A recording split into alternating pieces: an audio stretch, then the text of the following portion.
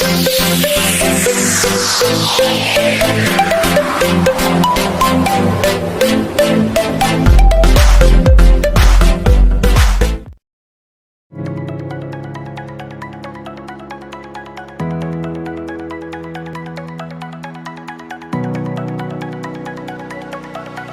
warahmatullahi wabarakatuh.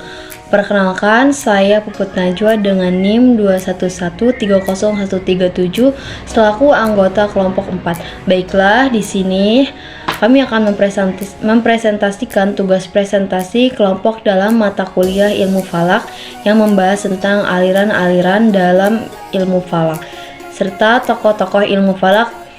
Di sini kami beranggotakan 7 orang. Dalam materi pertama akan dipaparkan oleh Amelia, materi kedua oleh Gita Sulistiani, materi ketiga oleh saya sendiri Puput Najwa, materi keempat oleh Fitri Novita Ramadan, materi kelima oleh Muhammad Rafli Syahrul Hidayat, materi keenam oleh Iwanul Muslimin, dan materi terakhir oleh Fatmawati.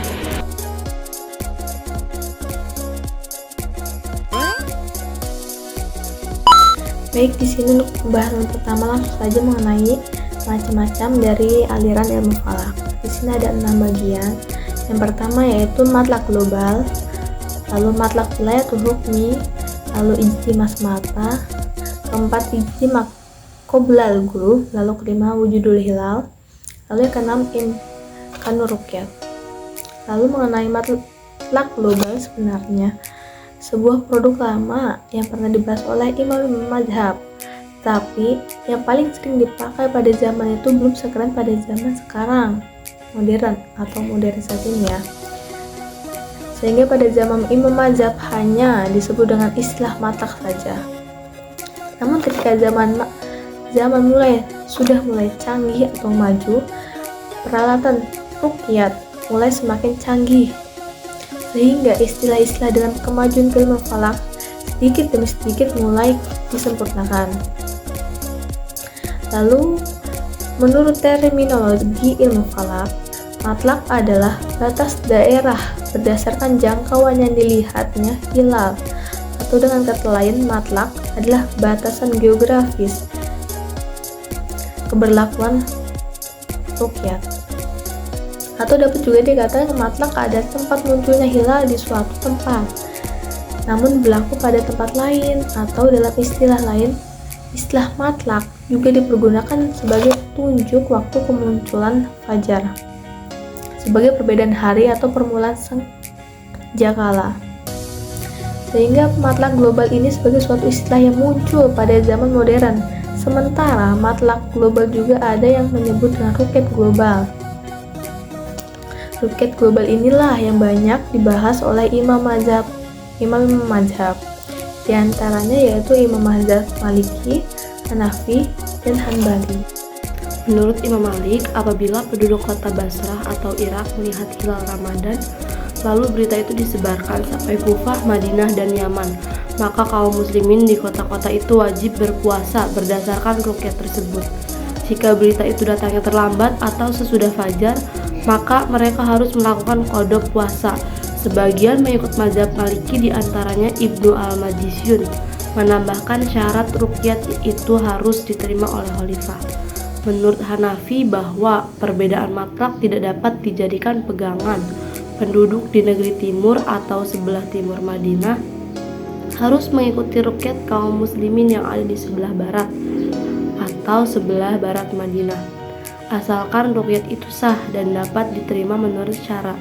Sedangkan menurut Hambali, bahwa apabila ruqyat telah terbukti di suatu negeri yang jauh atau dekat, maka segenap kaum muslimin di seluruh dunia wajib melakukan puasa Ramadan.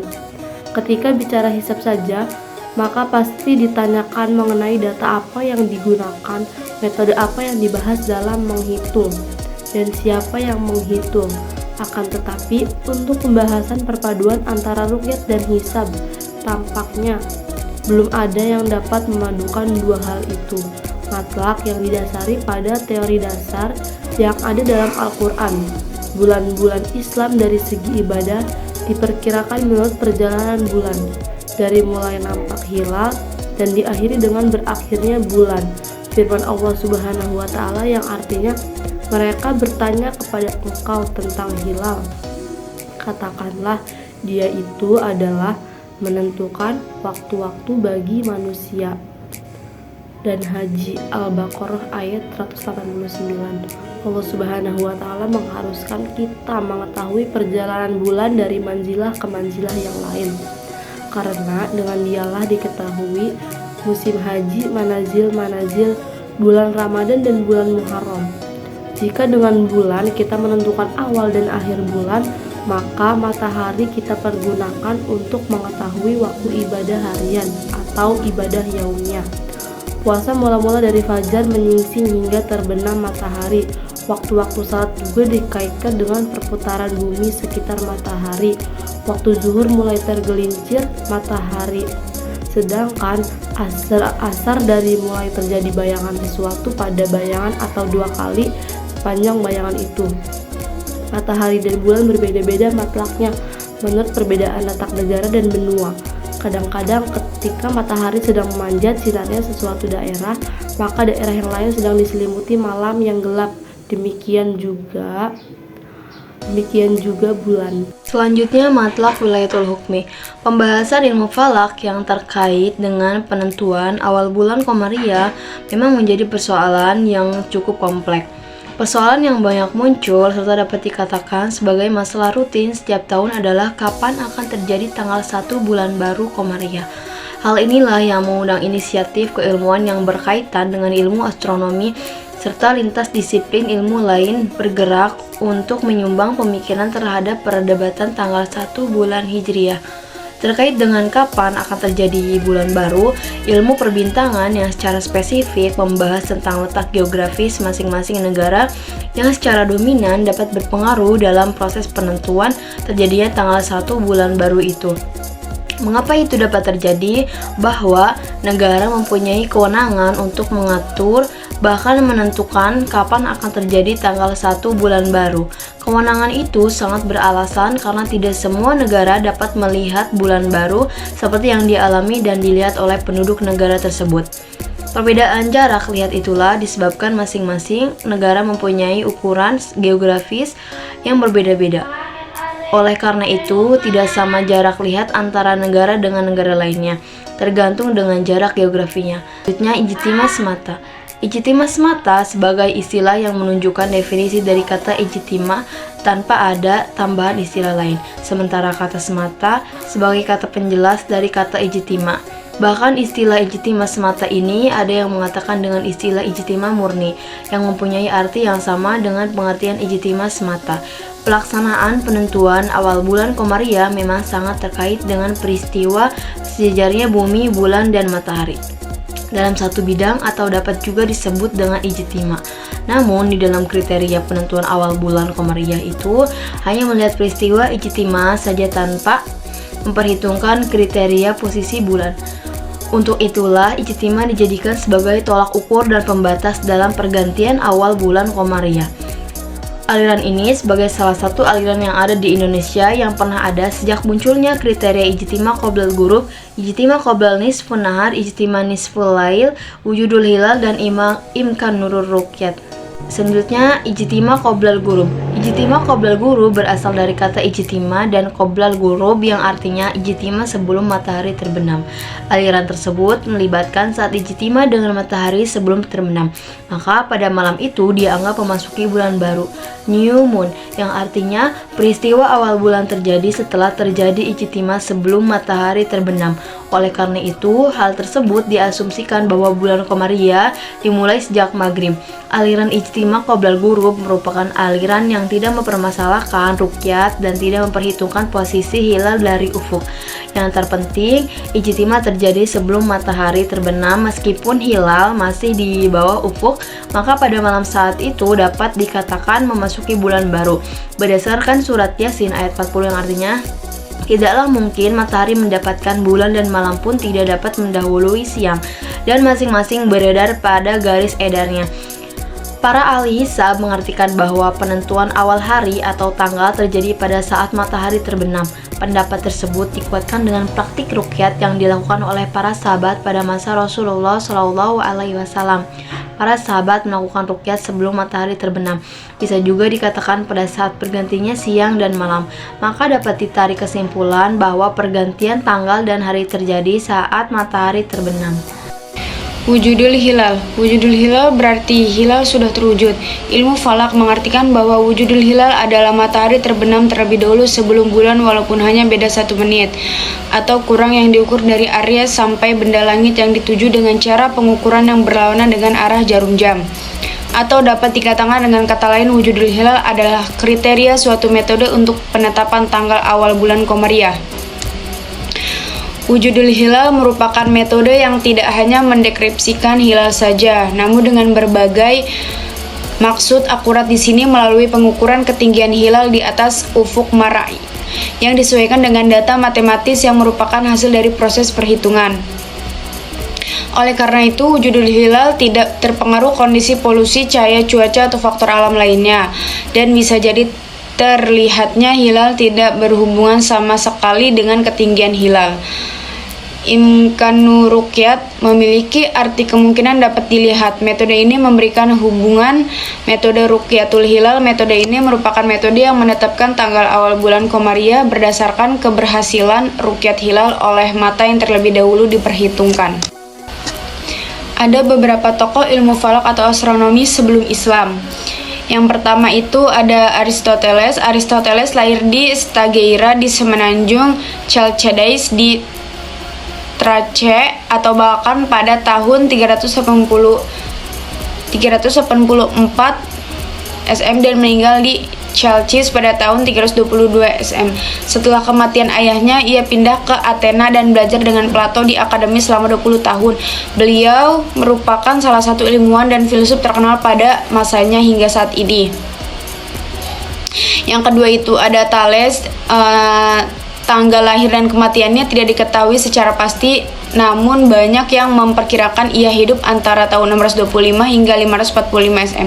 Thales menggunakan kecerdasannya sebagai ahli nujum. Suatu hari ia diminta untuk meramalkan terjadinya gerhana matahari dan ternyata ramalannya benar, yaitu gerhana matahari terjadi pada tahun 585 SM. Thales adalah seorang filsuf yang mengatakan bahwa segala sesuatu berasal dari air dan kembali lagi ke air. Yang ketiga itu ada Pythagoras. Pythagoras itu lahir sekitar tahun 580 SM di Samos. Kemudian pada tahun 530 SM ia menetap di kota Kroton. Menurut Pythagoras, angka 1 itu genap tetapi juga ganjil. Sebenarnya 1 sampai 10 dan angka berikutnya hanyalah pengulangan. Ia percaya bahwa planet Venus sama saat senja dan fajar. Pendapatnya mengubah pemahaman masyarakat bahwa Venus terlihat berbeda saat matahari terbenam dan terbit. Yang keempat itu ada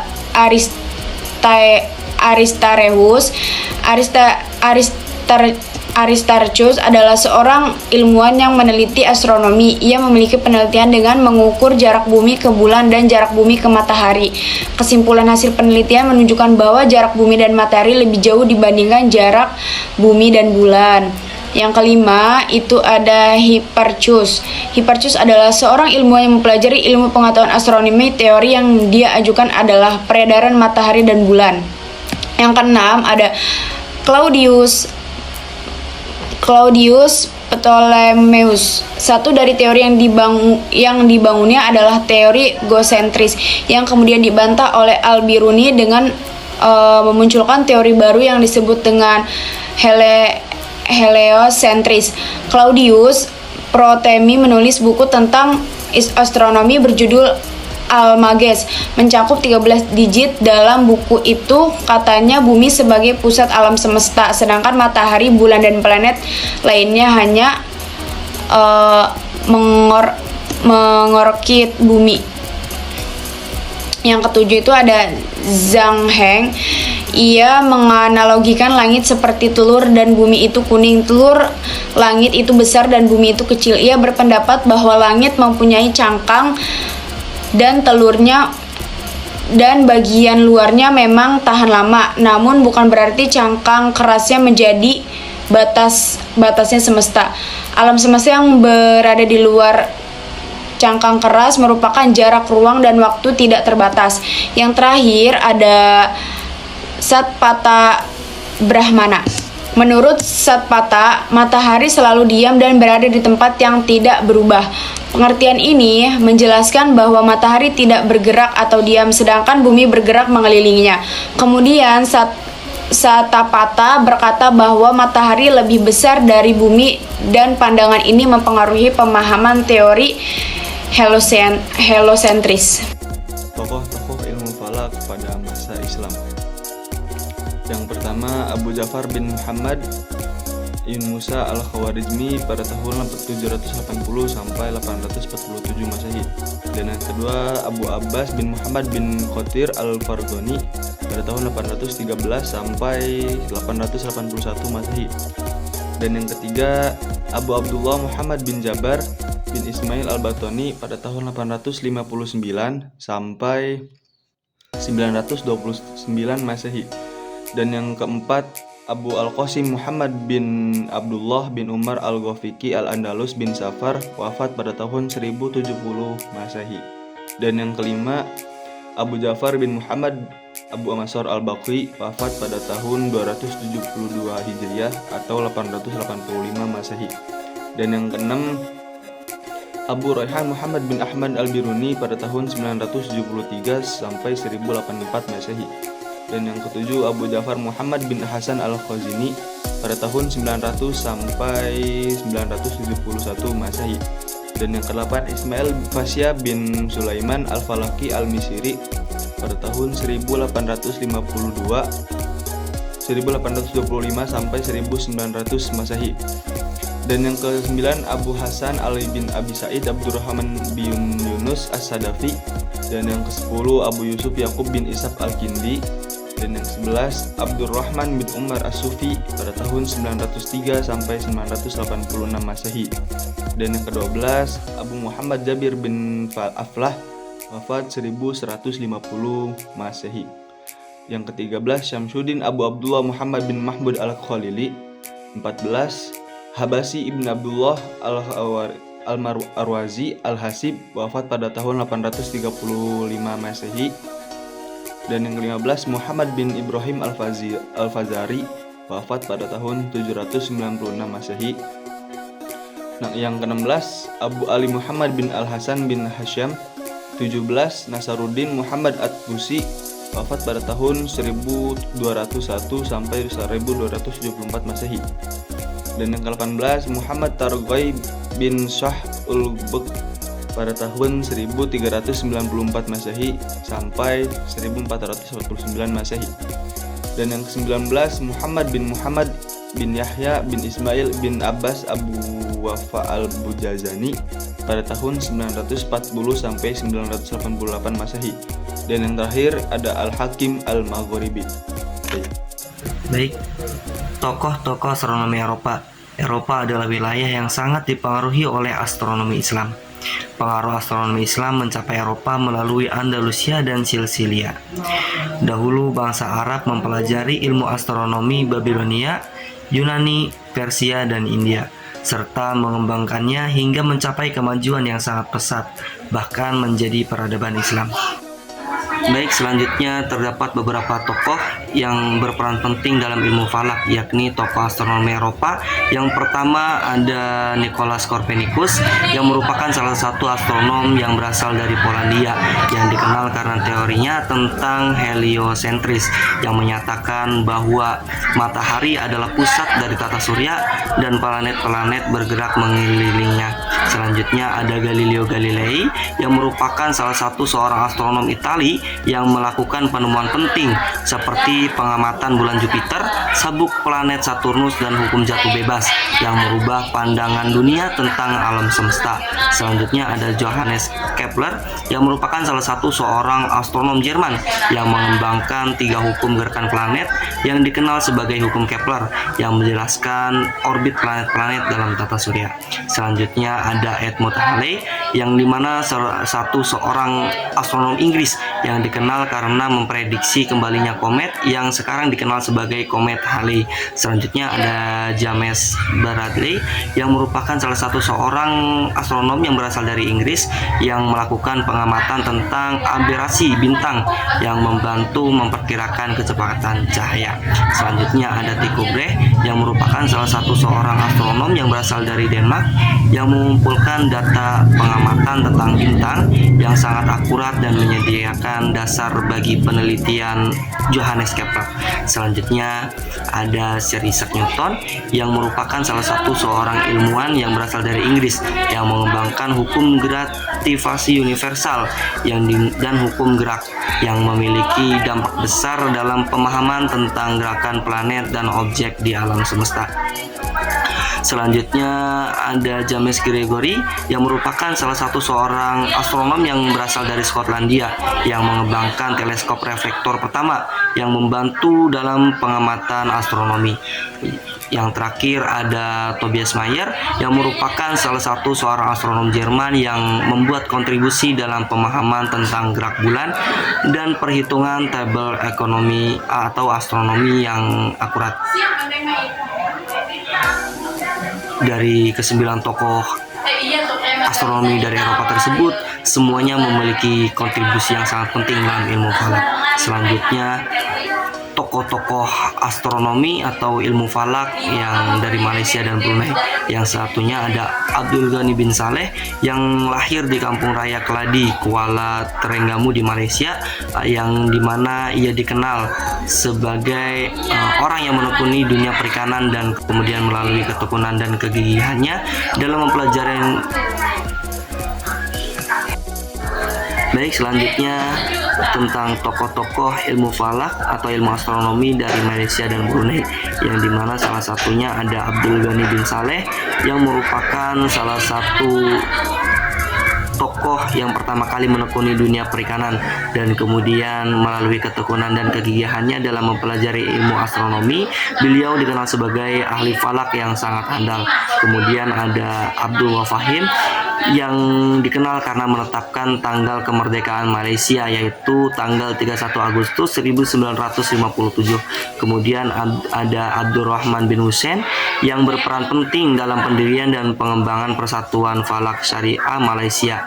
Dia memimpin Falak Syari'i Malaysia selama 14 tahun. Kemudian ada Abu Bakar Mu'ar yang merupakan salah satu tokoh yang menuntut ilmu di Mekah selama 34 tahun.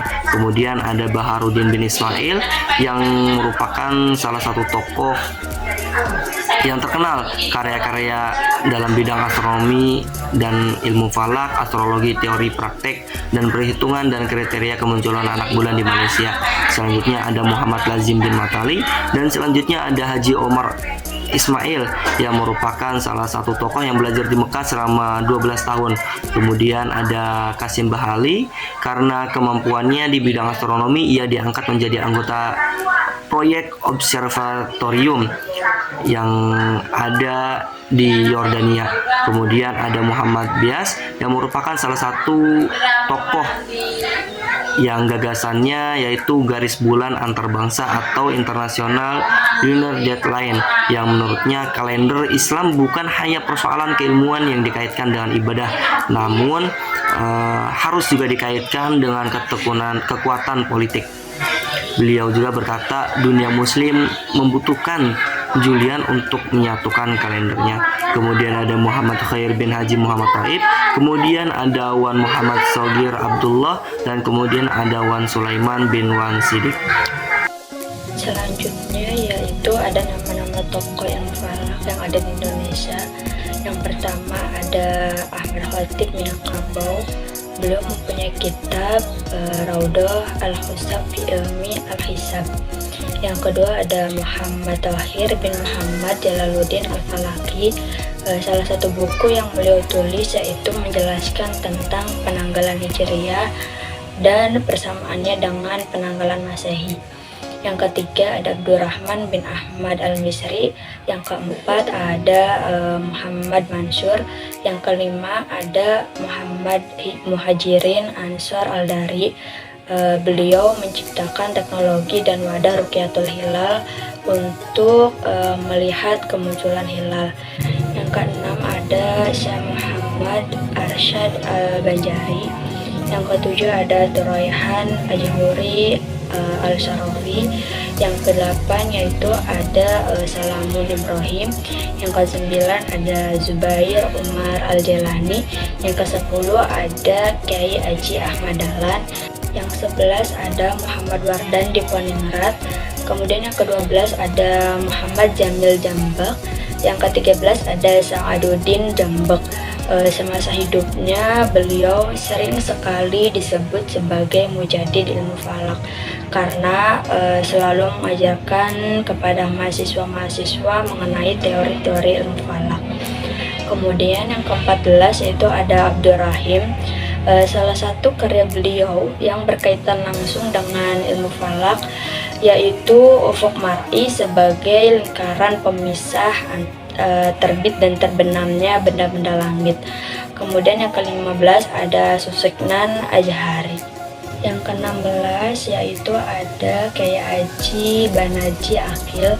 Yang ke-17 yaitu ada Kiai Haji Ma'sun bin Ali. Salah satu karya beliau yaitu Durusul Falakiyah dan juga Badiatul Mitsal.